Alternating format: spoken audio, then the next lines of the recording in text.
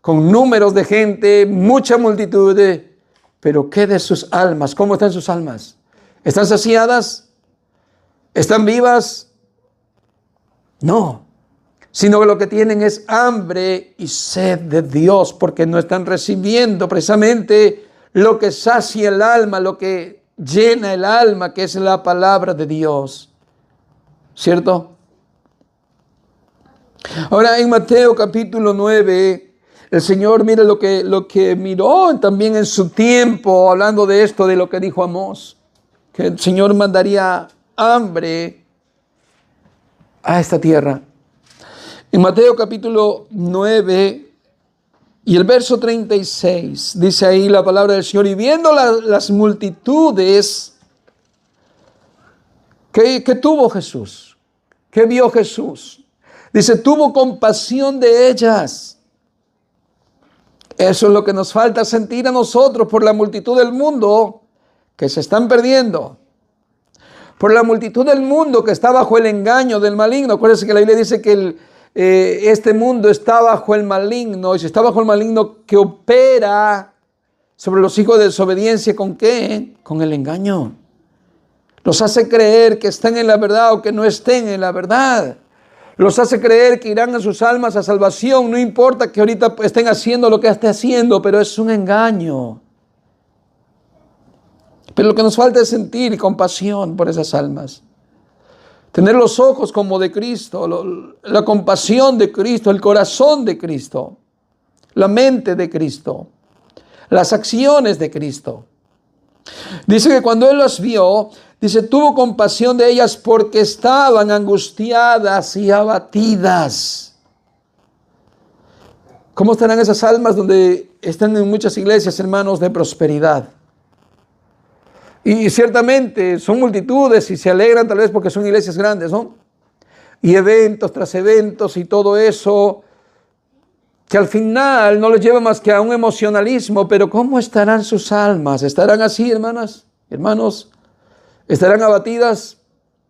¿Cómo estarán sus almas? ¿Estarán afligidas, angustiadas? Como las miró Jesús a esas almas.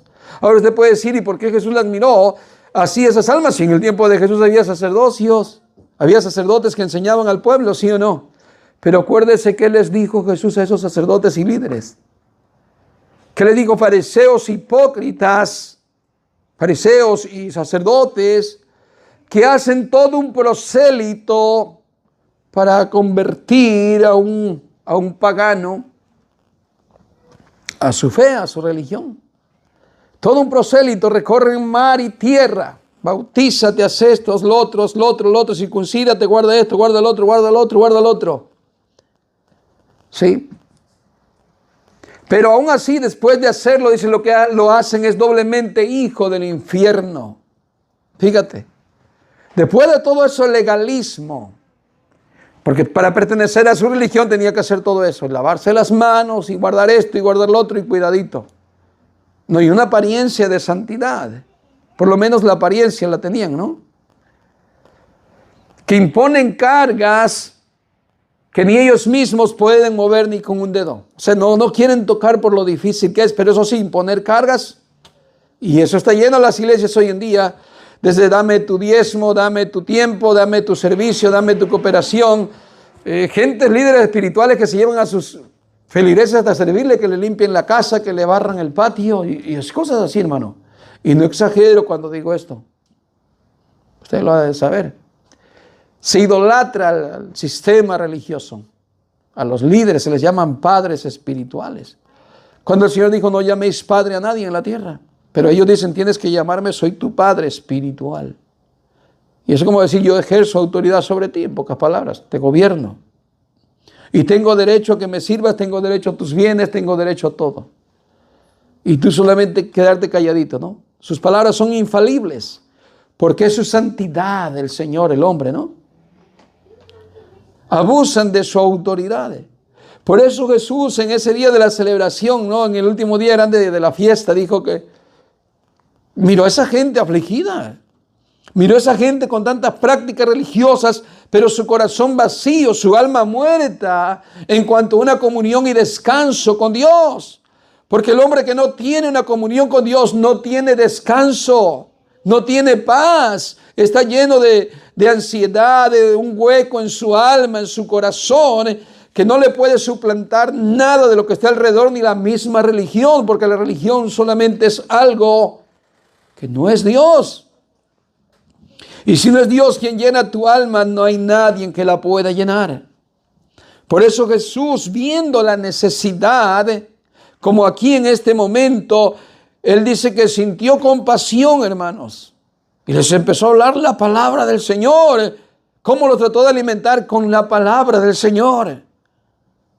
No con fundamentos por ahí emocionales, sino con lo que edifica y que sí trae vida, el alimento espiritual. Y que cuando hablaban, Jesús hablaba, por eso muchos que recibían la palabra se acercaban a Él porque en verdad habían sido tocados, habían sido transformados, habían sido saciados de su alma. Acuérdese de Mateo. Mateo solamente oye las palabras, y yo no sé cómo usted quiere interpretarlas, llenas de poder, llenas de amor, llenas de compasión. Cuando salen de la boca de Jesús, solamente le dice, sígueme, Mateo.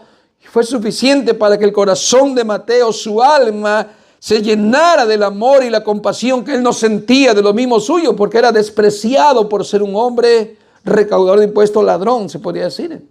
Despreciado, pero oye 2, 3 palabras de Jesús y son suficientes para tomar una decisión de seguirle por toda su vida.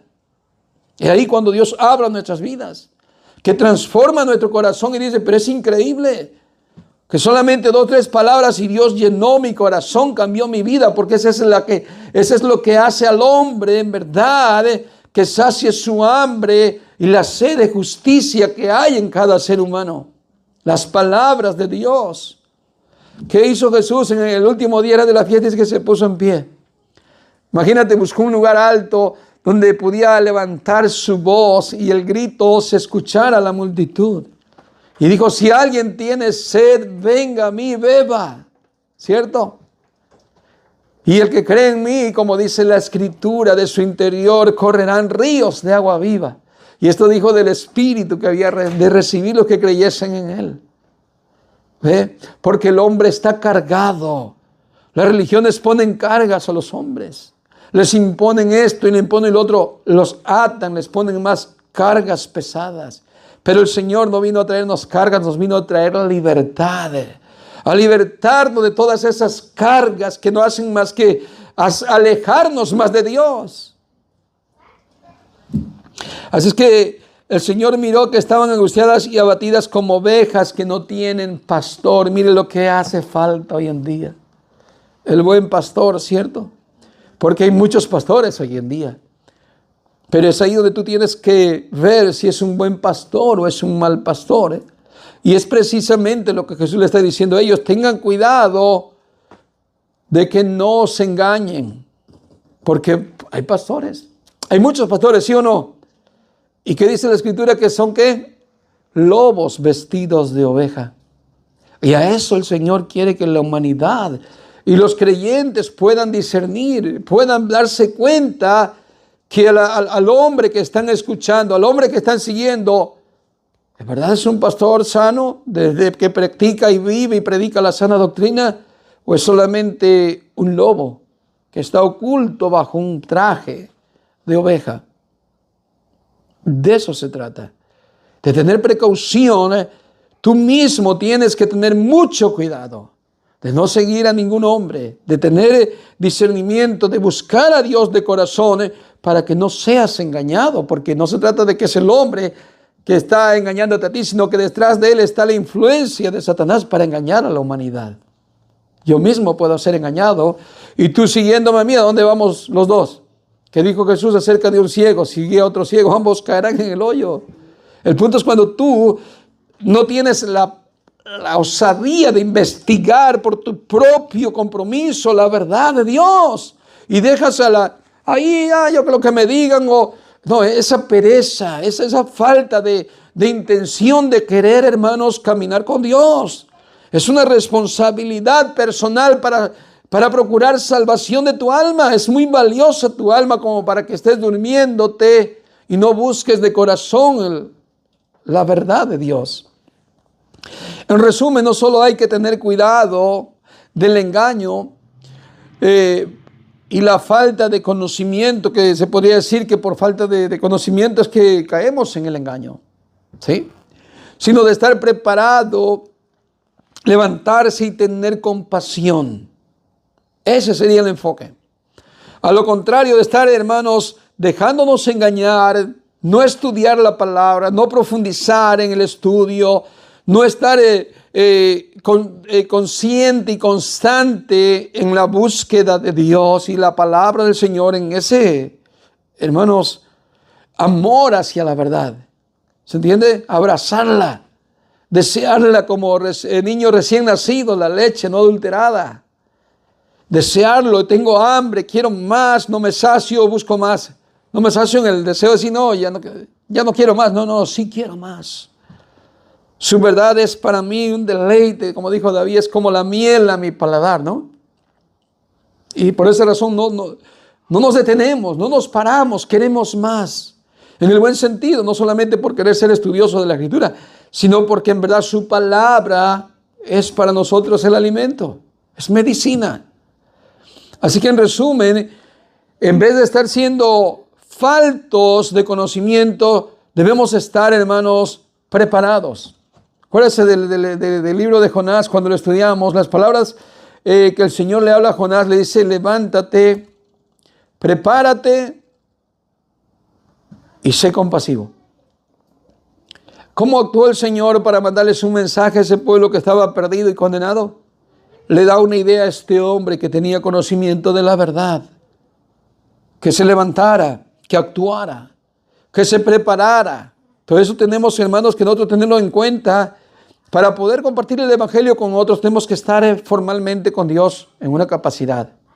No tenemos que hablar cosas que no son, cosas que están en contra de lo bíblico.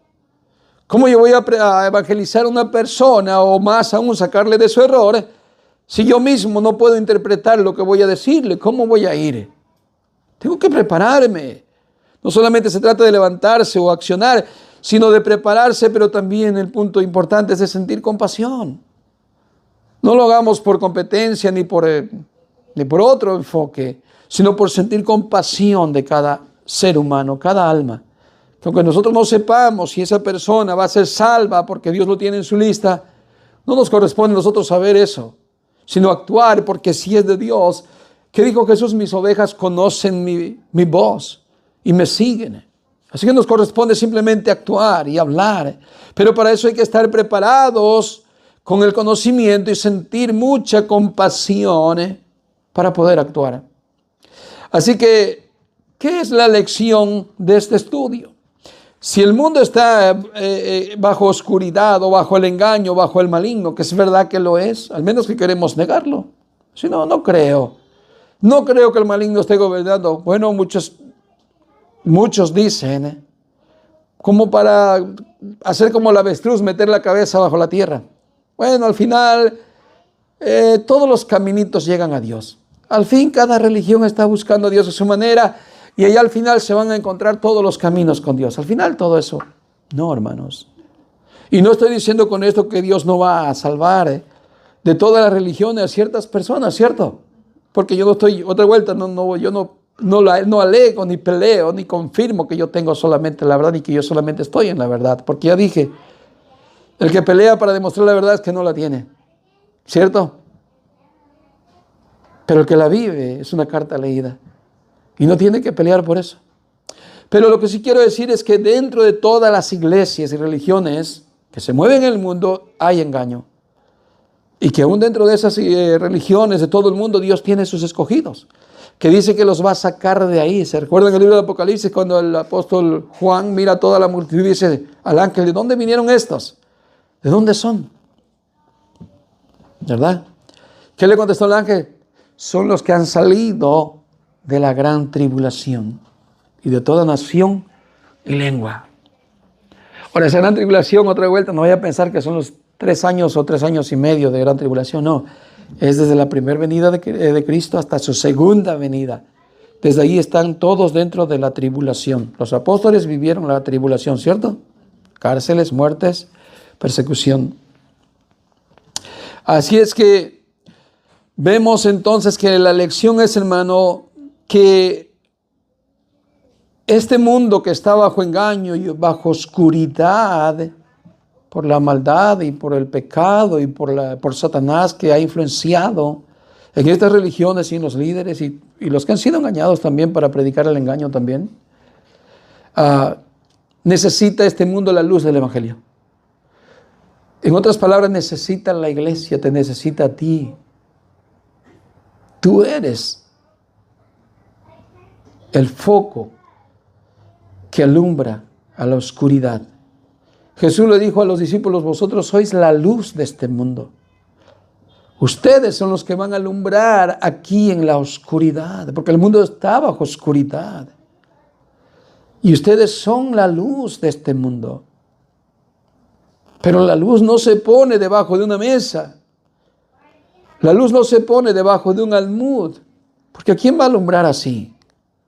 Sino que se pone, dice, ese candelero sobre la mesa y alumbra a todos los que están en casa. Así sean vuestras obras, dijo, delante de los hombres, para que alumbren. Vosotros sois la sal de este mundo que retiene o previene la descomposición total de las cosas. ¿Cierto? Si Dios te tiene aquí en este mundo, ¿para qué crees que lo tienes? ¿Para vivir en Cancún? No. Es para que retengas la destrucción total de la humanidad, la pudrición total de la humanidad, porque la humanidad va en ese proceso de pudrición total. ¿Sí? Va a un proceso de descomposición total. Pero ¿qué hace? ¿Qué hace que ese mundo de pecado y de oscuridad y de engaño no se descomponga totalmente de un día para otro y no se pudra? Es la sal de la tierra, que es la iglesia. Pero si la sal no se aplica, si la sal ya no tiene su sabor, si pierde su sazón, si ya no se predica la verdad y lo que se predica es algo incorrecto, ¿para dónde va esa gente? A una pudrición rápida, a una pudrición donde generaciones atrás lo que era vergonzoso, hoy se aplaude, hoy se le da créditos. Hoy se llaman el orgullo. Somos el orgullo. Y se pelean récords, se pelean nombramientos. Lo que antes era vergonzoso, hoy es de honra para eso, para la maldad.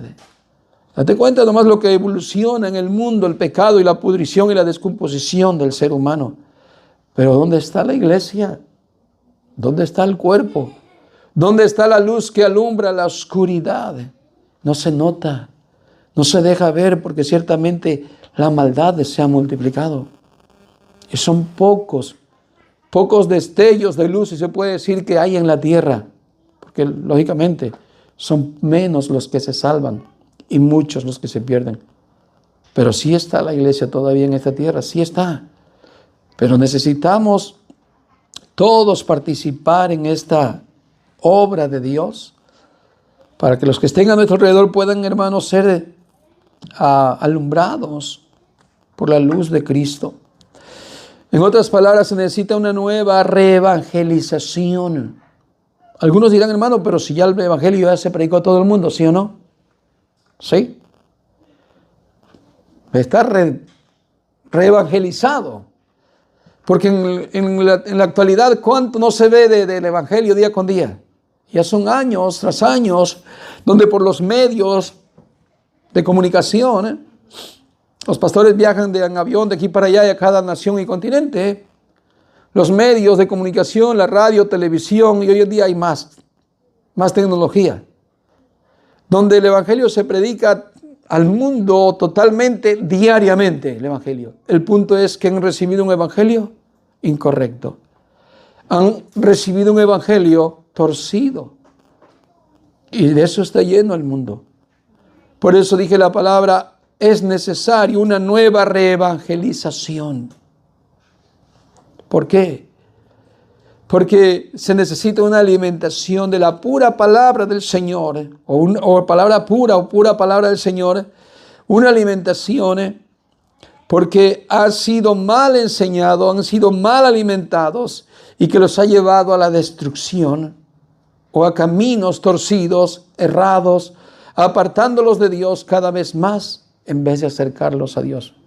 Observe cuántas religiones, hermanos, hay en el mundo y que los aleja más de Dios. Solamente observe, saque cuenta, saque número y a través de eso vea la necesidad que hay en el mundo. Y que probablemente usted tiene un vecino, una vecina, un amigo, un pariente, un hijo, un tío. Y tú dices, es increíble, hasta aquí ha llegado. Hasta mi familia ha llegado toda esa falsedad y todo ese engaño. Hasta ahí ha llegado. Es increíble. Solamente que a veces nos hacemos los que no vemos qué es lo que sucede alrededor nuestro. Muy bien, así es que esa fue la advertencia de Jesús de cuidarse de los falsos cristos, pastores, etc. ¿Para qué? Para no ser arrastrados al error y a la perdición.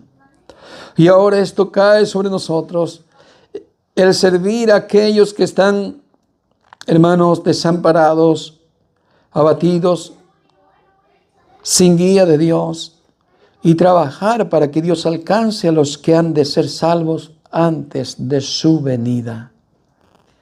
Para esto es lo que el Señor nos habla a través del mensaje. Tengan cuidado de no ser engañados. Primero que nada por ti mismo. No creas que el enemigo no quisiera engañarte. No creas que el enemigo no quiere tenerte encerrado en una vida, hermanos, donde tal vez te sientas bien y cómodo, pero donde Satanás sabe que vas a estar ahí feliz solamente temporalmente en la tierra. Porque hay gente que se acomoda a la religión y están supuestamente en paz y tranquilos, ¿no? Tal es el engaño, ¿no? Tal es el engaño. Como Eva asintió cuando asintió, quiere decir, estuvo de acuerdo con Satanás cuando Satanás le engaña y dice, mira, de cierto te digo que si comes no morirás, sino que vas a ser mejor, te vas a sentir bien, porque vas a ser como Dios, conociendo todo, el bien y el mal. Igual las religiones. ¿Se entiende el mensaje? Es más, Satanás utiliza tanto la estrategia del engaño que en ese engaño le da comodidad al hombre, porque como no sirve totalmente a Dios, es más fácil entrar en una comodidad para tener tus propios beneficios, tus propios comodidades, sentirte bien, a verdaderamente estar en la verdad. A Eva le costó someterse a respetar esa ley de no ir y tomar de ese fruto, pero quiso comodidad. Hoy en día se vive igual. Iglesias que están cómodas, que están divirtiéndose, que se sienten felices y no saben que están siendo arrastrados por el engaño. Es triste, hermanos.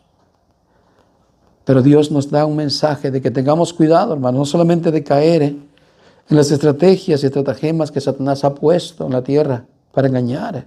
La Biblia dice que, hermanos, si fuese posible que pudiera engañar, Satanás podría engañar a los escogidos. ¿Se entiende? Y Jesús habló acerca de tal grado de esa capacidad de Satanás, que hablaba que si los días no fueran acortados, nadie podría resistir. Póngase en su mente, qué tan gran ola de mentira hay en el mundo de parte del engañador, que fácilmente no pueden resistir los que están débiles, no pueden resistir al engaño. No pueden. ¿Por qué? Porque si fuera fácil cualquiera resistiría, pero como no es tan fácil, dice que aún los mismos escogidos, está hablando de aquellos que tienen un conocimiento y convicción, como Pedro. Pedro, en su capacidad ya de conocimiento con Dios, acuérdense que por su mentalidad tropezó y hermanos, negó al Señor Jesús. Pero como es un escogido, ¿no? ¿Qué dijo el Señor Jesús? Satanás te ha pedido para zarandearos, pero yo he rogado por ti, Pedro, para que tu fe no falte. Igual la iglesia, hermanos. La iglesia es zarandeada hoy en día.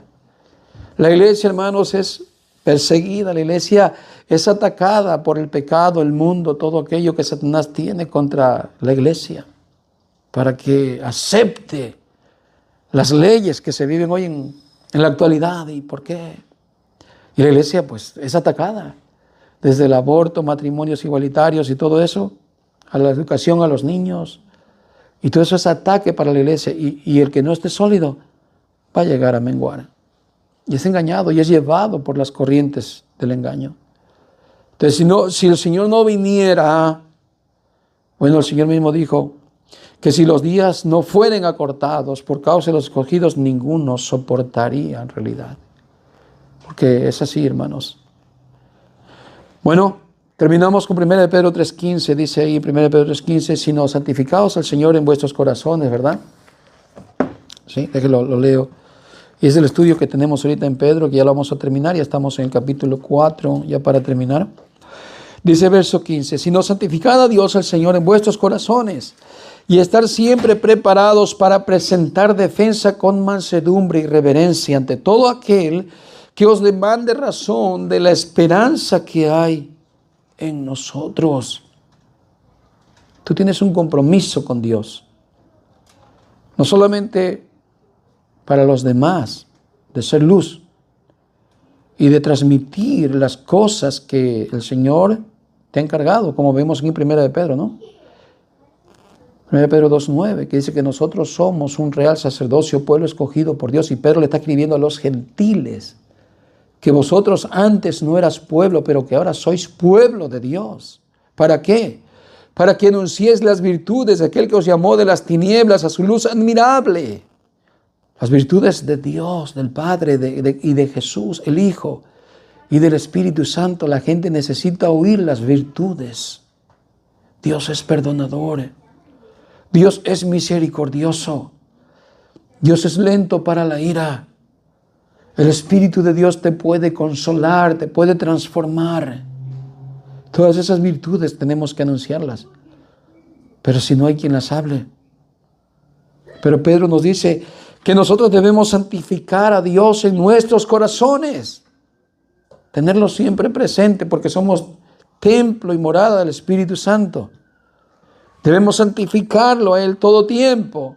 Sí, y debemos de estar siempre preparados. Tiene que ver con el estudio continuo de la palabra del Señor, como un soldado que está ejercitándose para salir a la guerra en cualquier momento. No un soldado aguado, no un soldado sin capacidad, sin resistencia, ¿cierto? A ir a predicar cualquier tontera, a hablar cualquier tontera, no. Sino a estar preparado en todo conocimiento de Dios, lleno de amor, lleno de compasión, lleno de misericordia para las almas. Y que dice, para presentar defensa con mansedumbre. ¿Sí? No se trata de ganar debates, se trata de presentar lo que es verdadero, para que el que lo oiga, tú no sabes si lo va a recibir, pero ¿qué tal si sí? No te corresponde a ti y a mí que se conviertan, les corresponde al Señor que los convierta a Él, pero a través de su mensaje, a través de su palabra. Ahí sí es importante que participes en la buena exposición, en la buena palabra de Dios, bien sazonada. ¿Se entiende? Y dice, con reverencia, dice, preparado para presentar defensa con mansedumbre. ¿Qué es mansedumbre? Esto viene de la palabra manso. Como Moisés, el que no pelea, el que no se defiende. Eso es Moisés, con mansedumbre. El que no pelea, el que no se defiende. Así es presentar la palabra de Dios. No como queriendo yo ganar el debate, no como queriendo decir yo soy el que sé más. No, sino con mansedumbre, el que no pelea. ¿Y qué más sigue diciendo? Mansedumbre y reverencia, es respeto. Una forma respetuosa de dirigirte a la otra persona, que no cree lo mismo que tú. Tenemos ciertas cosas en comunes, ciertas cosas no, pero yo con todo respeto le dirijo, le comparto de la fe, de la esperanza que yo he recibido. ¿Cierto? Y dice, ante todo, el que os demande señal, demande la razón de la esperanza que hay en vosotros. Que alguien te pregunte, ¿y cuál es tu fe? ¿Qué es lo que tú crees? Y tú dices, bueno, pues esto es lo que yo he creído. Y se lo compartas con ese amor, con esa reverencia y con ese buen corazón. ¿Cierto? Muy bien. Pues vamos a darle gracias a Dios. El tema es, hermanos, compra la verdad y no la vendas. Es muy importante conocer la verdad. Se dice que los banqueros, ¿cómo conocen los falsos? ¿Cómo conocen los falsos billetes? ¿Cómo lo conocen? Porque han estudiado tanto los verdaderos que al toque se dan cuenta cuando uno es falso. Igual es el que conoce la verdad. El que conoce la verdad no es engañado porque enseguida sabe discernir lo que es falso. ¿Sí? Pero para eso tenemos que tener, hermanos, un arduo deseo de conocerle a Dios, para que Dios nos abra el corazón y el entendimiento para entender lo que Dios nos ha dejado en su palabra. En pocas palabras, hermanos, no ser nada más de lengua y de palabras soy cristiano, sino de un esfuerzo, de valentía, de entrega, de servicio y de búsqueda de Dios de corazón. Así como aquellos hombres, los hermanos de Berea, dice que cuando oyeron a Pablo, no le creyeron a un simple hombre, que era un judío muy capacitado y todo, y pues dicho, no, pues lo que nos dice él es verdad, predica bien. ¿Qué hicieron? Dice que ellos mismos por su propia cuenta, ¿qué hicieron? ¿Qué hicieron, hermanas? Escudriñaron profundamente las Escrituras para configurar, para entender, para darse cuenta, para examinar si lo que Pablo había hablado era verdad o no era verdad. Y a lo cual llegaron a una conclusión, que sí era verdad. ¿Ve? Por eso el que sabe la verdad, mira cuando otro habla verdad. ¿Ve?